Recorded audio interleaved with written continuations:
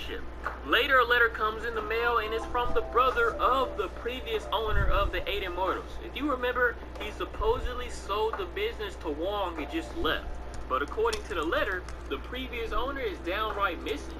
This seems unrelated to their current investigation, so the letter is set aside, and Bo tells the boss along with his new thigh that the fingerprints belong to some old lady. Maybe they'll check out her residence after they get done checking out thought number 2 here, but Bo over here hungry for some attention too. Back at the restaurant, after the shop is closed down, Wong sneaks up on the employee cleaning up and bumping that new free Uzi joint. He sneaks up and stabs him right in the eye, watching him flail around like a fish out of water. He then beats him over the head with the ladle until he's dead. His death grip forces Wong to cut his hand off, and now it's on to the butcher. He takes all his guts and gets it cooking, and he uses the booty meat for filling he will later use for pork buns. The rest of the bones go into the garbage, and later that morning, the hungry customers have no idea that their pork buns aren't really using pork. Back at the station, the cops get another letter asking them to look for the previous owner of the 8 Immortals. Seems unrelated and like a waste of time at first, but then Bo comes in, obviously trying to sway some heads for the first time in the movie, but it just goes out the window when the boss says she's dressing like a thot. Bo's investigation reveals that the son-in-law of the woman whose arms were on the beach is the previous owner of the 8 Immortals restaurant. So, the letters and the body parts both connect to the 8 Immortals restaurant. So now, Wong is about to deal with the police. The cops go right there and question Wong, but he uses airtight lies and human buns to get them back on their way.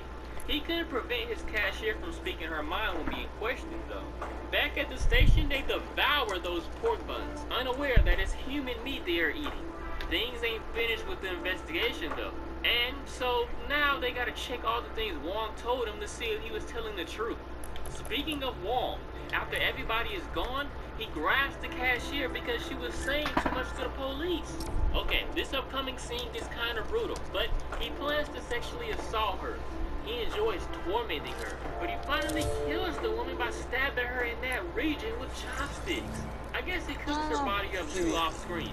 But I guess the next morning, the cops come back and look around his flat. He's giving away lots of indicators that he is being deceitful, and he is secretly put under 24-hour surveillance to see what he might do when no one is looking.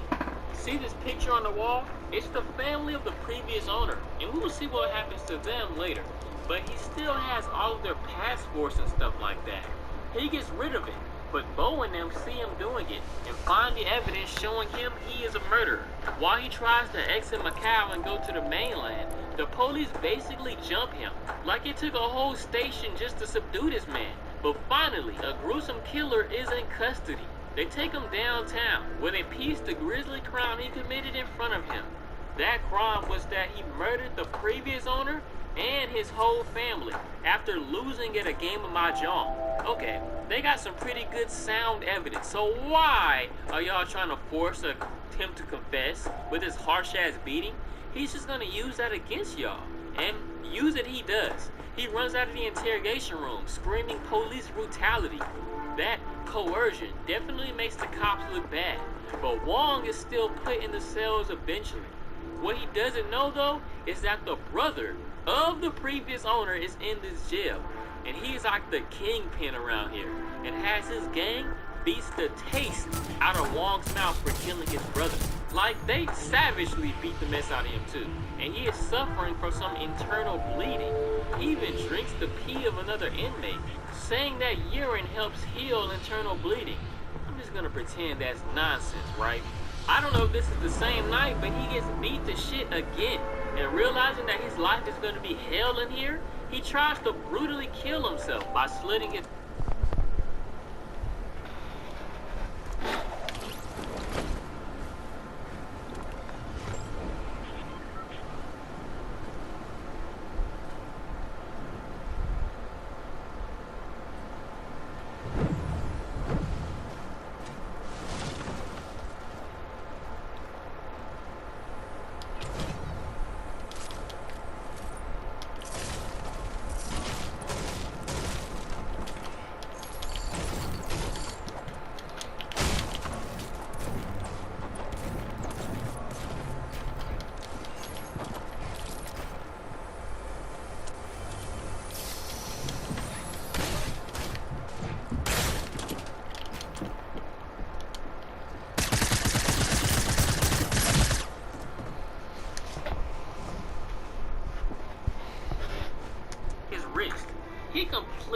psychotic now, and it forces the cops to take him back to the hospital.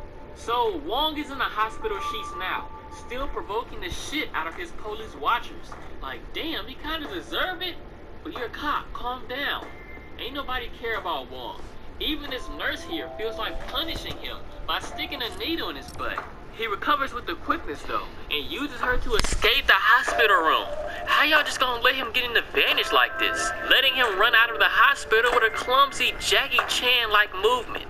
But he eventually gets caught again. Finally, after being beaten up by the cops, he submits and tells them exactly what he did to the previous owner of the 8 Immortals and his entire family. On that night, we see a large family including lots of kids. They are the previous owner's kids, and the owner is downstairs playing mahjong with Wong. He notices that Wong is a dirty cheat though, and when he fires Wong for more than just that, things get kinda hectic.